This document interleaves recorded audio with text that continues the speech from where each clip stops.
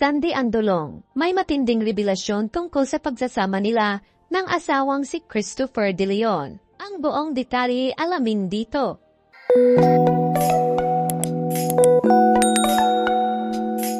Actress na si Sandy Andolong, isinapubliko ang isang pangyayari kaugnay sa pagsasama nila ni Christopher De Leon bilang mag-asawa nang maging panauhin nito sa Fast Talk with Boy Abunda nito lamang Martes.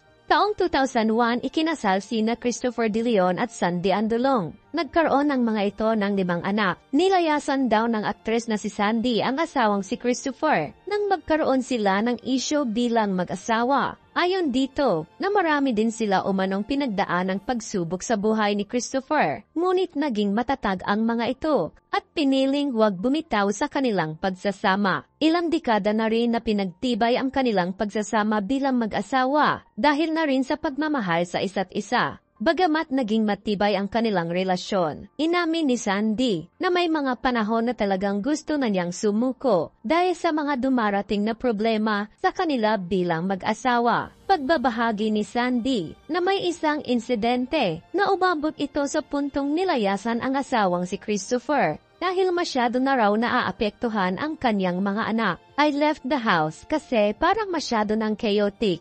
It was too much already. It was beginning to have really bad effect to my 2 children. 2 pa lamang ang kanilang anak noon nang lumayas ito sa kanilang bahay at tumuloy sa isang kumbento, kung saan namalagi ito ng 1 linggo. Walang ibang ginawa ang aktres, kundi ang magdasal ng paulit-ulit at hinihiling sa Panginoon na igabay siya sa tamang landas tungkol sa mga nangyayari sa kanilang buhay mag-asawa. Pagsasaad pa ni Sandy, na nagulat ang kanyang asawang si Christopher nang malaman nitong wala na siya sa kanilang bahay pag-uwi nito galing sa trabaho.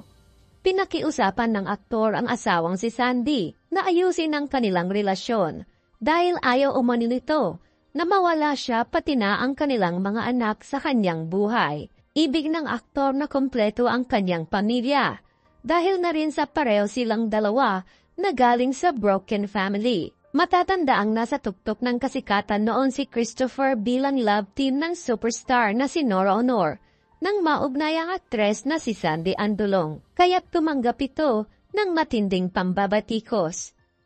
Taong 1980 nang magsimula ang relasyon ni na Sandy at Christopher at ikinasal ang mga ito taong 2001. Ano ang masasabi niyo sa usapin na ito? Magkomento lang sa ibaba at huwag kalimutang mag-subscribe para sa mga bago nating upload.